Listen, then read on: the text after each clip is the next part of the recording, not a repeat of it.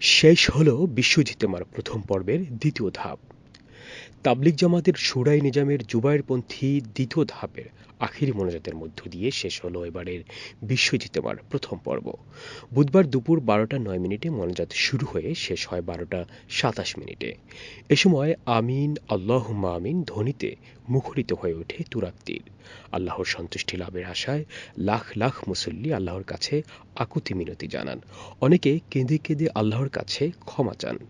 দুই ধাপে শুরায়ে নিজামের জুবায়েরপন্থী তাবলিগ অনুসারীদের প্রথম পর্বের ইজতেমা শেষ হওয়ার পর ৮ দিন বিরতি দিয়ে আগামী ২৪শে ফেব্রুয়ারি থেকে দ্বিতীয় পর্বে মাওলানা সাদপন্থীদের ৩ দিনের ইজতেমা শুরু হওয়ার কথা রয়েছে।